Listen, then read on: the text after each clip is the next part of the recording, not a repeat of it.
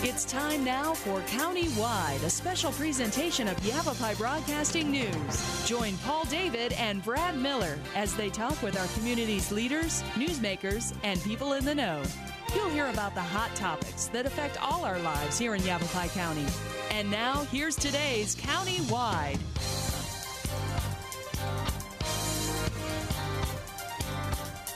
Welcome to County-Wide. I'm Paul David. Good to have you in studio today. Detective Sergeant Todd Moore with the Cottonwood Police Department is our guest today, and we brought him in to talk about warrants, all kinds of different types of warrants, how you get them, where they come from, why you get them, all the questions hopefully we'll have answered. Thanks for coming in, Todd. No problem. Good to see you again here on County-Wide. First question for you is, how do you go about getting a search warrant, and who issues them? Well, the search warrants are issued by judges. In order to get a search warrant, you have to have, obviously, a suspected crime or a crime committed. And you actually have to have probable cause.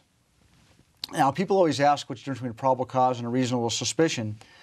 So let's clarify that first before we talk about getting the warrant. What is the difference there? A reasonable suspicion would be 2 o'clock in the morning, you see a guy walking behind a appliance store carrying a large screen TV. You don't have any alarms going off. You don't have any break-ins that you know of. You don't see any open doors. But it's reasonable to suspect at 2 o'clock in the morning this guy carrying a large screen TV in an alleyway behind an appliance store. Reasonable suspicion tells you he might have stole that TV. Sure, sure. But you don't have anything to verify that he did. Probable cause would be you see the you get called to an alarm call from this appliance store. You see the subject walking behind the store carrying the TV. He's got some cuts on where he's bleeding, where there was a glass breakage at the store, and you see the doors open to the store. Well, now it's more likely than not that this guy did commit that burglary because you have evidence to justify it. So for a search warrant, you need to have that probable cause. You need to know that your suspect, the house that you're going to search, more likely than not contains the evidence of that crime that you happen to be searching for. Once you have that, there's actually 2 parts to the search warrant. There's the affidavit, which goes to the judge, and then there's the search warrant. The affidavit puts your probable cause statement in there for the judge to look at, your probable cause of why you think this crime committed, why you think this particular house, car, or person needs to be searched. You have to be very specific with what you're searching for, the items you're searching for, the places to be searched, the time the search warrant's to be served, and then you have to put what we as police officers call my I love me page. It's a statement you put in there about all your training, all your qualifications, what makes you justified to be able to testify to this probable cause. So the judge can see that you obviously have the training and experience to know that what you're talking about in this probable cause is more likely than not true.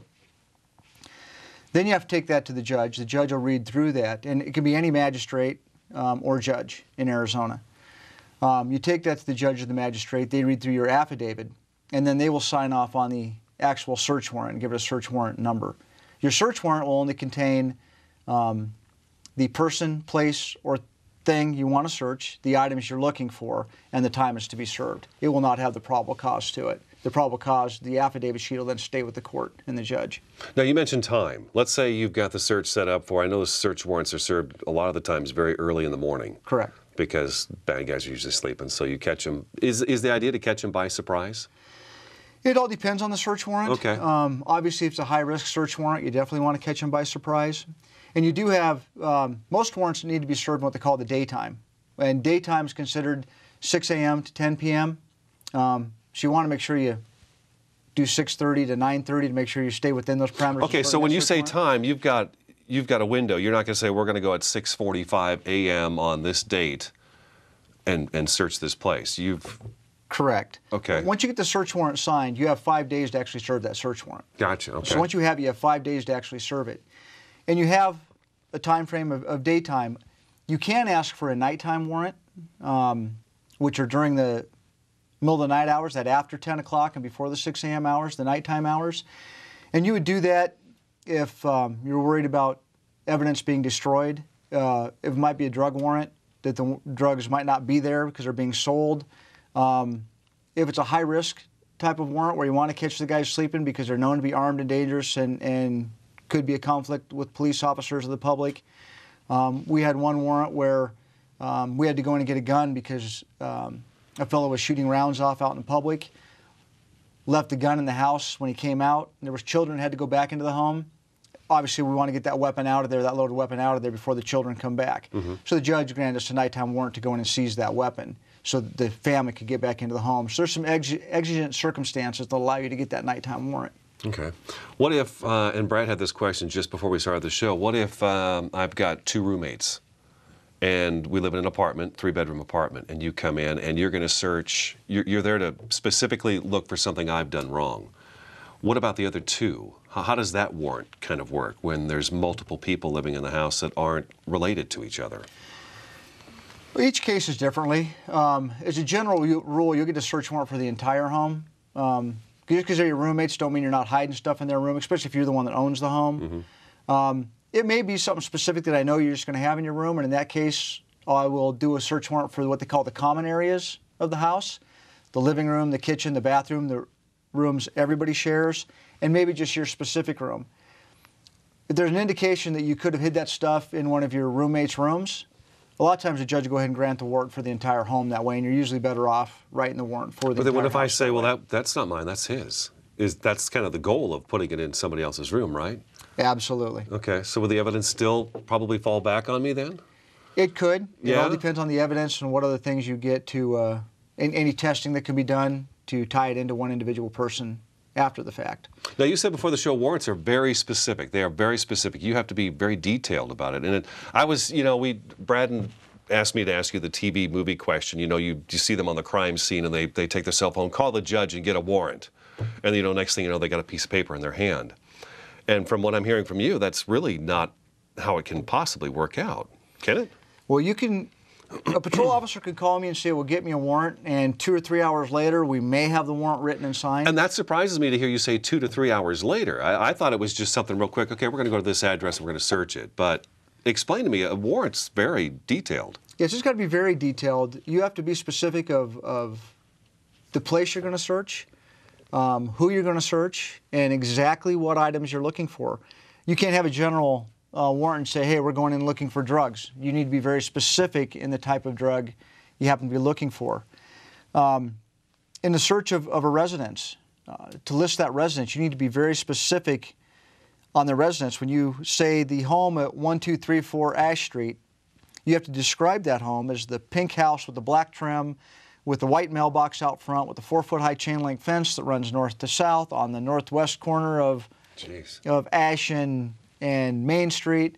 And the purpose of that, well, we usually just take a picture of the home as well and attach it to the search warrant. And what that's for is, just because I'm writing the search warrant doesn't necessarily mean I'll be searching or serving the search warrant. I might give it to another officer to serve the warrant. And you have to be very specific where the officer will only search the house that's described. And you have to describe it in such a way that even the judge could walk down the street and say, oh, that's the house, just from your description. Okay. You have to be that detailed with the persons you're going to search in the warrant as well, and to a certain extent, even the items to be searched for. So it's very detailed. Okay, so you come on my property. Let's say I've got a really well-forested backyard, and I've got a shed maybe 100 yards back behind my house that you didn't know about. But when you get on my property and you start looking around, you notice that shed back there. Now, is that included in that warrant that you said you were coming to search the house, but then you find the shed, or do you have to get a separate one now? If I only list the house and don't list any outbuildings. What if you list the property, though? Is that too vague? Usually the property will be part of it, okay. The grounds and the house. Okay. But if it's another separate building, you need to have that building listed. A lot of times your search warrant, you will say the home and any outbuildings, sheds, detached garages, and so forth, and that would give you the right to search those. But if you don't specifically mention those, at that point, once you find a shed you didn't know was there and you haven't listed outbuildings in your warrant, you're going to have to go back and get an addendum to your warrant to then search that. Is that difficult to do, to take a warrant and then change it up? No, it's not difficult, No? just a little time consuming. Okay, all right. So a judge doesn't look at that and say, okay, you can't come back and do this now. You can't tell me you're going to do this and then go search that too. No, not at all. Judges are actually pretty good at the warrants. Like we talked about earlier, you'll take a warrant into a judge and he'll sometimes strike stuff off your warrant. He'll strike stuff or he'll have you add stuff in due to the fact that he doesn't think you have quite enough probable cause to look for this item, or well, you're asking for all this stuff, but I don't see this on here. oh, well, that was an oversight, you can write it in. Judges are good about striking stuff and marking stuff off, and they understand that although warrants need to be detailed, they want to make sure all the details are covered. And so they're pretty good about giving you the addendums. Okay. You know, hey, police officers like to say we're perfect, but we make mistakes too. And at times you have to go back to the judge and say, hey, we made a mistake, we need to add this to the warrant. We need to take a break, but I think there's a lot of I's and T's that I didn't realize you guys have to make sure you've got taken care of before you go do something like that. Cottonwood Police Sergeant Detective Sergeant Todd Moore in studio today. I'm Paul David. This is Countywide. We're talking warrants. We'll be back in just a couple of minutes.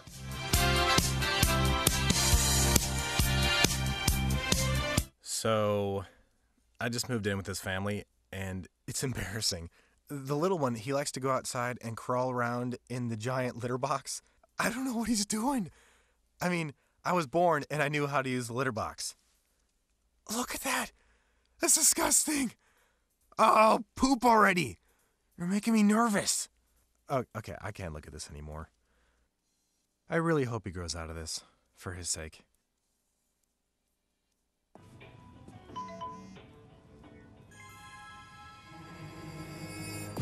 Hey!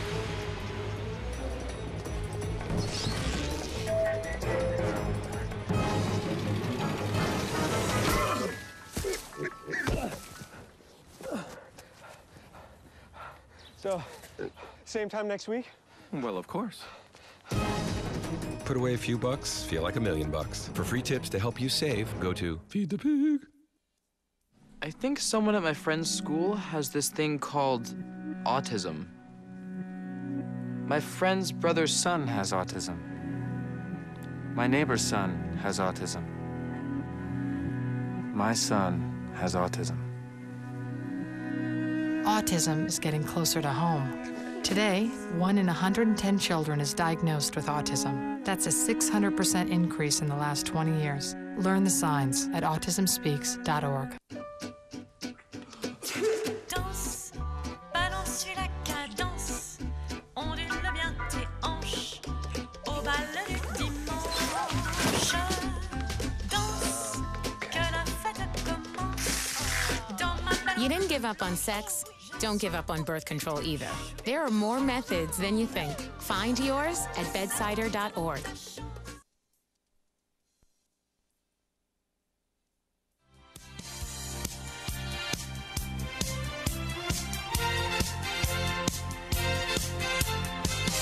Welcome back to Countywide. I'm Paul David, Cottonwood Police Detective Sergeant Todd Moore in studio. We're talking warrants today.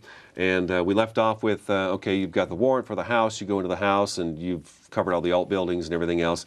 What if you go into the house and you say you're looking for a handgun used in a homicide, but you come across a couple pounds of cocaine in there? How does that work? As you mentioned, you have to be specific what you're looking for in the home. Right. You also have to be specific of the areas you're searching. If I'm looking for a... well, let's say I'm looking for an elephant in a home. Okay. Obviously, an elephant's big. I can only look in places where you'd be able to hide an elephant. I'm not going to be able to open up drawers.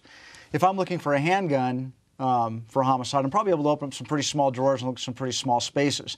However, handguns aren't going to fit in little tiny film canisters, so I probably wouldn't have a right to be open film canisters and look. But if I'm opening up a drawer looking for that handgun for the homicide, and I open a drawer and it's got cocaine in it, due to the fact that I'm in that home legally, I'm there under a legal search warrant, I'm there legally, I can go ahead and seize that item.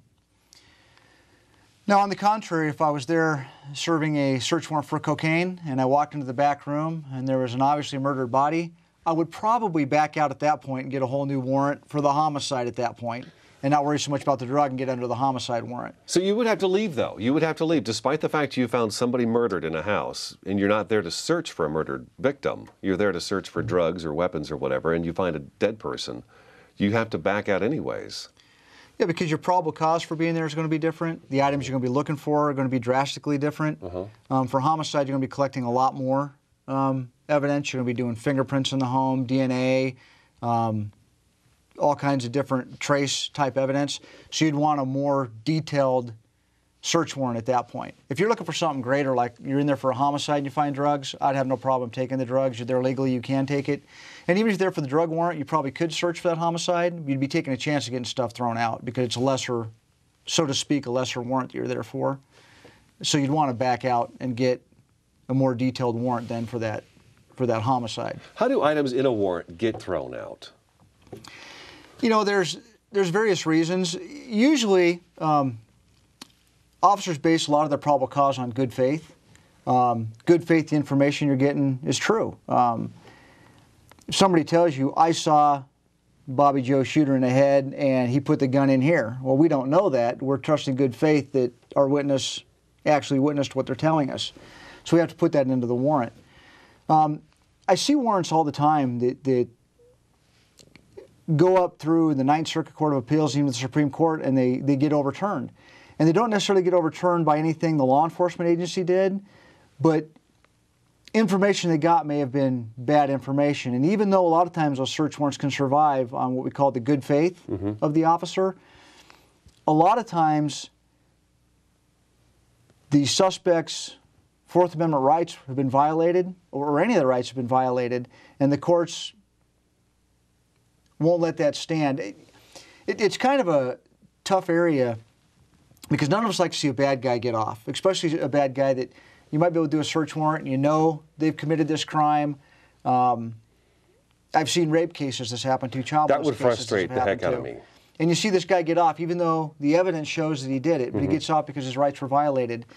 And unfortunately, we have to look at, as citizens of this country, we need to value our rights and value our freedom. And if we let one person's rights get violated and say that's okay, then any of our rights can be violated, and then what do we need search warrants for? You know, people, we just give police open season to come and search our homes, government open season to be in our private lives. And so people have an expectation of privacy, and that's what these search warrants help you get through, is that places where people have the expectation of privacy. We don't want to lose that in this country. So sometimes cases are going to get thrown out even when the evidence from a search warrant shows you that they committed a certain crime. It's frustrating, but by the same token, I don't think anybody in this country wants to lose their rights over it. You might have to let a bad guy go every once in a while, but you always get him later, so. Okay, all right. Let me ask you about this, and I know this cell phone looks old. It's like rotary. It's like the rotary dial when I was a kid. Cell phones have become, it cleared this up for me, but you need separate warrants for cell phones. Is that right or not right? Or how does that work? Because I know these have become very an important tool for police to be able to look at. Yes. In certain situations, the Supreme Court has said that if you make an arrest of a suspect, you can immediately seize their cell phone and look through it for text messages and recent phone calls. The reason for that is a lot of times we found the criminal will text their crimes to their buddies, to their partners, to somebody else, make phone calls to certain people. But you're allowed to look at the text and the phone calls only. That's the extent of your search. The reason for that is so many phones now, with all the smartphone capability, there's browsers in there, there's personal files in there. It's a computer. It's a computer. And so to go any further into that phone, at that point, you'd need to go through to get a search warrant to get into that phone to get the evidence off that's needed, just like you would for a computer. Oh, man, we are eating up the time. We have to take another break. All right. Cottonwood Police Detective Sergeant Todd Moore in studio today. We're talking about all the different types of warrants, and we're not going to get to them all today, but stick around. I'm Paul David, Countywide. We'll be back in just a couple minutes.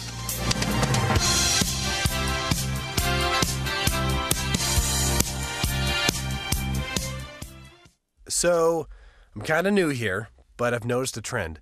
My human does this funny thing where she goes around and gets all my toys, and then she hides them in that basket by the door.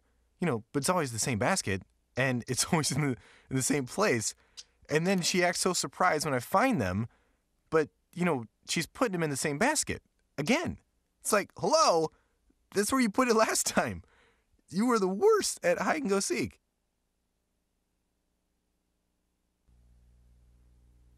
I was in junior high the first time I caught my mom using denial. She had to have known her painkillers were missing because I kept stealing them. Her denial was so out of hand. So she doesn't even know? I'm going out. It was like I could get away with anything. You kids have fun. And that was when I knew. When she was addicted to denial. Denial is a drug. Get help. The partnership at drugfree.org.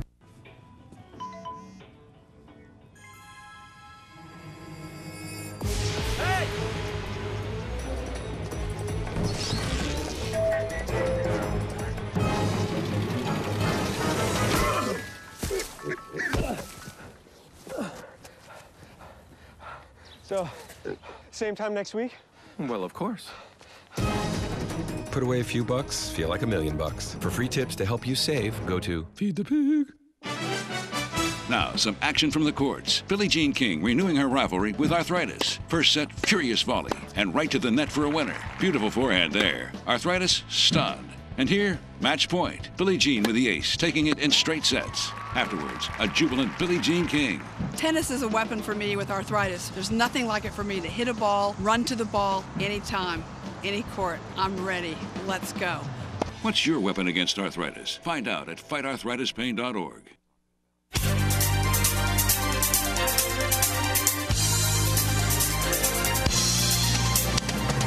Welcome back to Countywide. I'm Paul David, Cottonwood Police Detective Sergeant Todd Moore in studio today. We're talking about warrants, and this next one, I want to make sure we get this one in today. I get pulled over driving through Cottonwood. You ask me if you can search my vehicle because I'm acting funny. I give you probable or reason to think that I'm doing something illegal with my vehicle or something in the vehicle. You ask me consent to search, I say no, you're not searching my car. You guys nowadays, I remember the day when this didn't happen, but now a canine comes to the scene, and quickly too. The canine alerts to the vehicle, now you've got permission to go into my car and search it. What is the difference between that and the consent to, I want to get to consent to search. Right. Is that like a warrant, but I'm giving you the warrant myself?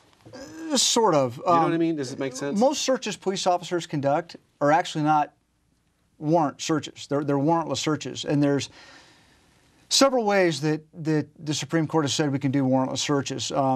Vehicles happen to be one of them. Vehicles an exception because vehicles are movable. And some of the ways we do that with the vehicles is we ask for the consent to search. If you give me, we can even do that with a home. I've done it quite often with homes, even with your person. A lot of times you'll ask people to give you consent to search. Do you have anything on you? No. Do you mind if I search? You don't have anything illegal in your car? No. Do you mind if I search? To do a consent search, the person's got to be present so they can revoke that consent at any time. And they have to give you a verbal consent, and usually we like to get a written consent as well. Mm-hmm. So later they can't come back and say, I never gave it to them. We want it written and signed. Sure. And that gives us the right to search. It's not an illegal search because you're actually giving me the right to search.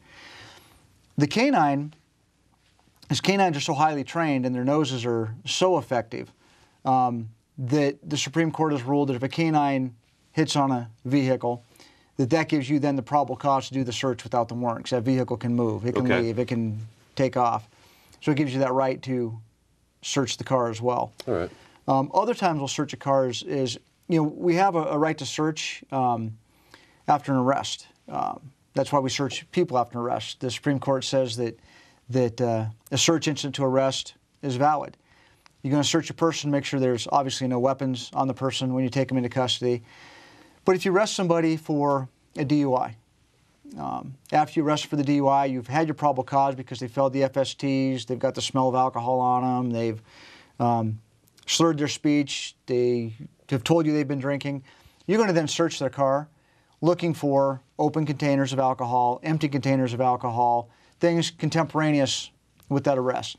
Same thing with the DUI drug arrest, then you're going to search that car for drugs. If you arrest somebody on a suspended license, and that's all you have them on, you have no right to search that car because their license is suspended. You don't suspect they have any drugs or anything in that car. If we're going to tow that car, which we will on a suspended license, then we'll do what we call an inventory search, and that's for the benefit of the police department. We're going to take an inventory of everything inside your car so we can document it on a sheet, so later you can't come back and say, you took this, well, you it was took a 30-day this, impound. The tow company took this, because a lot of times we get that, the tow company took this out of here. And in that, then if we go ahead and find something illegal while we're doing that inventory, then we can also take that and charge it, because we're there again legally. That's the whole standard you got to look at, is are we there legally when we're doing the search? We're out of time. Matter of fact, we're over time. Yeah. Cottonwood Police Detective Sergeant Todd Moore was in studio today. We're talking about warrants. I'm Paul David. That's today's Countywide. We will talk to you again next time.